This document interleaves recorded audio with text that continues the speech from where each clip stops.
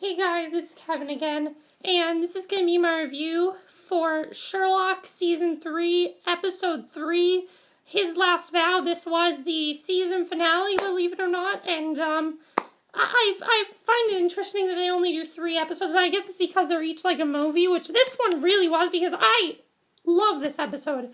It was so intense. Like, at first it was a regular Sherlock where it was funny and everything, but then the episode got really dark, and I really enjoyed the dark tone of this episode, and I just thought this was definitely the best episode of the season, by far. I think out of the 3 that aired, this was my favorite. It was just so intense, so much shit went down in the episode.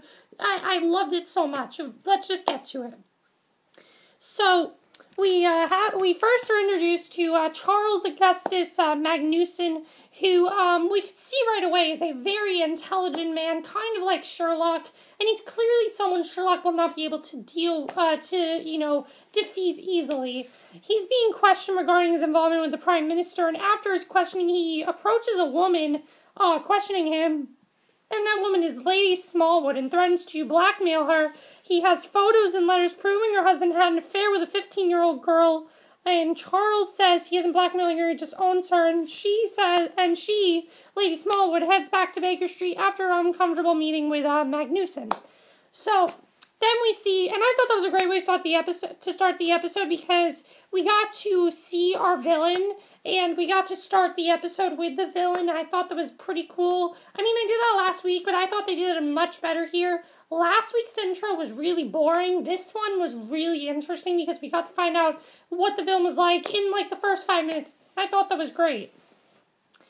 So, then John wakes up to this distraught woman named Kate. She's banging on the door, and she's there because her son Isaac is missing again. He has a very terrible, very bad drug problem, and she thinks he is in an abandoned house, shooting up with his friends. And Mary and John get the address from Kate. They head off to the address that Kate gave them.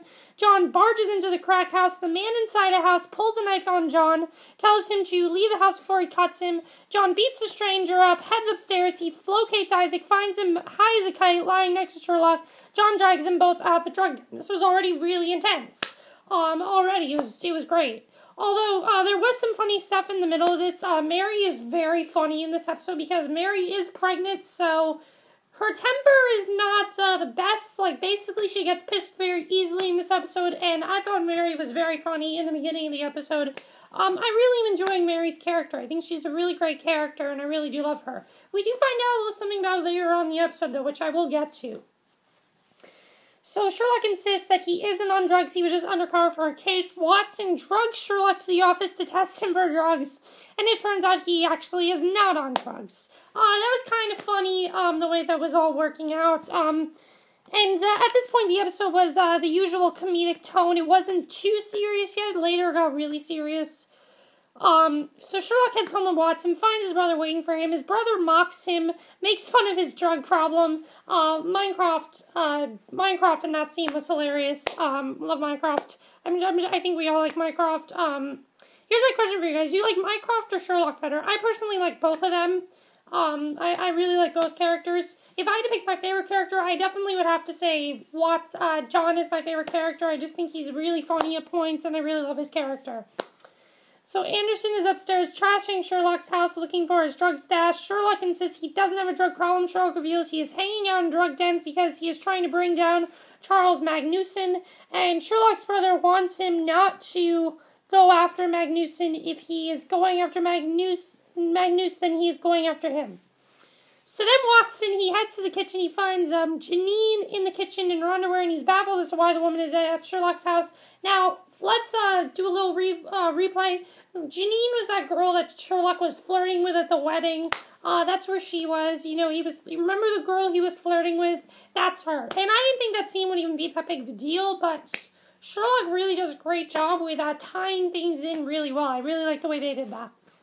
And after Sherlock, he takes a bath, he gets out of the bathtub, and he confirms that Janine is actually his girlfriend. And he confides in Watson that he still has every intention of taking down Magnuson. Despite Mycroft's warning, Watson still can't get over the fact that Sherlock actually has a girlfriend, which was pretty funny, because Sherlock is never never someone who we would think would have a girlfriend, especially, someone who would put up with Sherlock, especially because a lot of times Sherlock, is so complex with everything, especially, let's take a look at that wedding speech last week. Why would anyone want to go out with Sherlock after that? That's my question to you guys.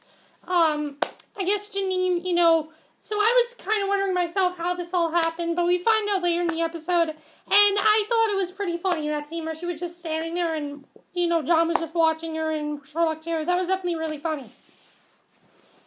So Sherlock takes out his computer, says that Magnuson has the Alexandrian Library of Secrets and Scandals, which is called Appledore, and Magnuson is too smart to keep his information on computers, though it is all stored on hard copies.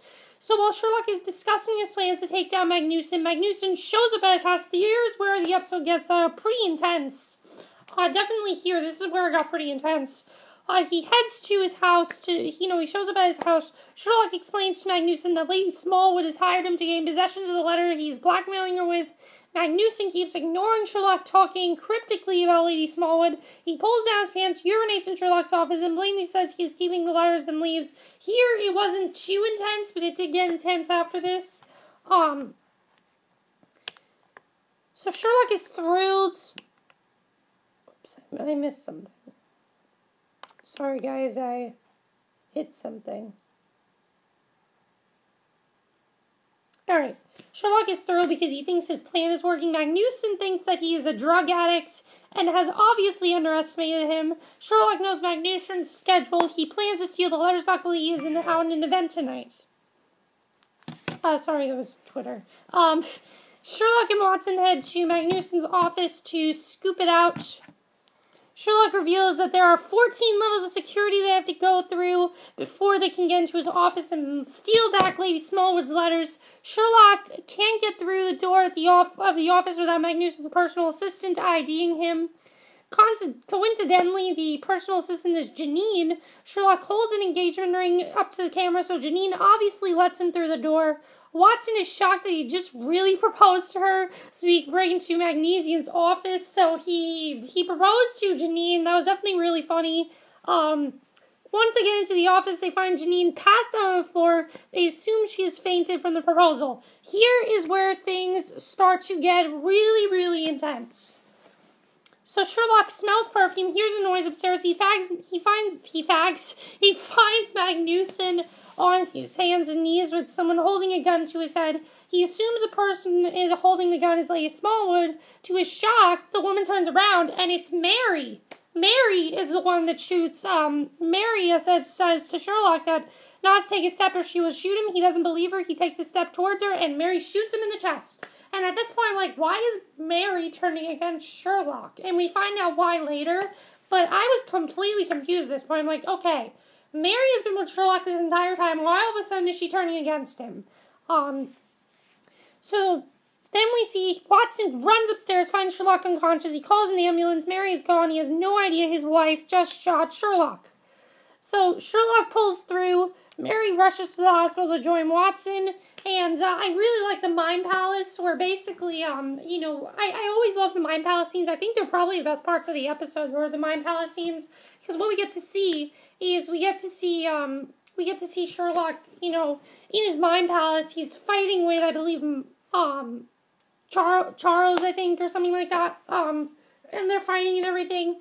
And he either goes backwards or forwards, and he goes backwards, and since he goes backwards, he does pull through. Mary rushes to the hospital to join Watson. She sneaks into Sherlock's room and warns Sherlock, you don't tell John. She says specifically, do not tell John about this. I don't want you to do it.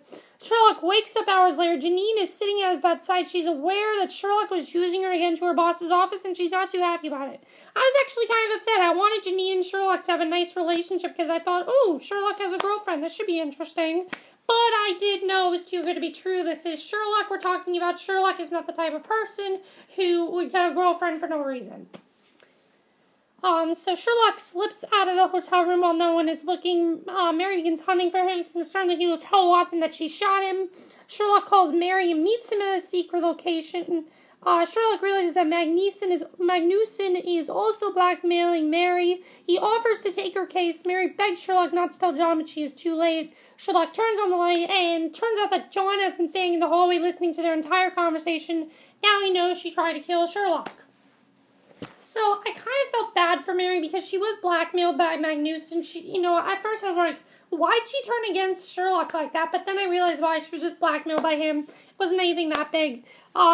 Sherlock's brother Mycroft then and his new pro-teak Billy joined Sherlock at his house to celebrate his return home from the hospital with his mom. Watson and Mary both in attendance for Sherlock's welcome home party. John doesn't appear to be ready to take Mary back, though. He tells her to sit in the client chair and instructs her to explain what she is like a client, and then they will decide if they want her or not. And she hands over a flash drive with the initials AGRA. She says they are her initials and everything about her is on the flash drive. Mary is actually an assassin, and she said Magnuson has documents on her that could put her away for life. So then we go to several months later. It's now Christmas time, and Mary is very, very pregnant right now. She's very close to having the baby. I was surprised that she did not have the baby in this episode. I thought that's what was going to happen in this scene, was that she was actually going to go into labor in this episode, but I guess we're just going to have to wait till season 4. So Mary's very pregnant. Watson pays her, John pays her a visit to tell her that he has forgiven her. He doesn't care about their past, just their future. He tells her that he is still very pissed off at her, though. I like that scene because it seemed, you did see John's genuine love for her. I did enjoy seeing that.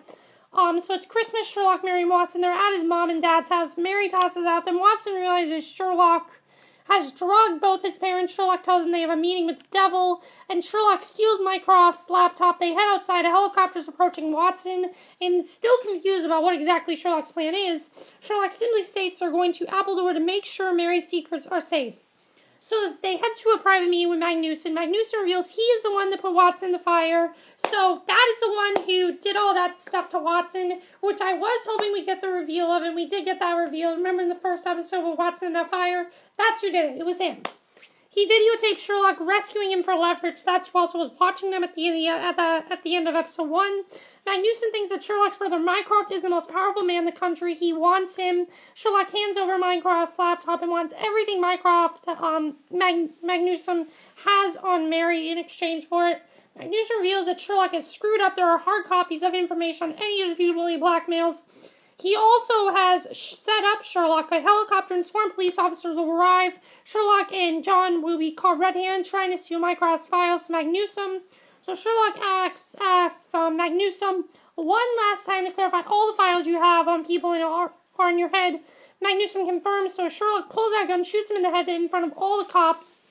Because of this, Sherlock's brother Mycroft forced to arrest him, but they say not to because it would cause an uproar. So Mycroft is sending Sherlock away. John and Mary see him off on his plane. It's implied that he will never see John again. They say their goodbyes, and Sherlock boards his plane for exile. But as this happens, we get this big reveal of the episode, and I was so surprised at this.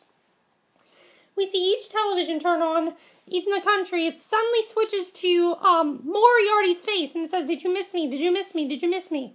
And Mycroft calls Sherlock. He tells him that he has to turn his plane around. His exile is over because they need Sherlock's help because Moriarty is alive. So that was the perfect way to end the finale. It was a fantastic finale. I loved every minute of it. I really loved the villain in this episode. I thought Charles Augustus Magnuson was a very strong villain. Definitely the strongest villain of the season. I think he was really, really great. So I really enjoyed this show overall. I'm really happy I started to watch it because all 3 of these episodes have been fantastic. This one by far was the best. So much stuff to talk about. Why did, how did Moriarty fake his death? Why did he fake his death? We know Sherlock faked his death, but all this time we thought Moriarty was dead. And I was very surprised when I found out Moriarty wasn't dead. What's going to happen with there? Is Moriarty going to be a villain now to Sherlock? It seems like he's going to be against Sherlock, so we'll have to see what happens. Unfortunately, we have to wait 2 years because that's the way they're doing Sherlock. I don't think it comes back till, 2016. So, I really enjoyed all 3 of these episodes. Let me know what you guys saw of this episode, and I will see you guys in the next video. Okay, bye.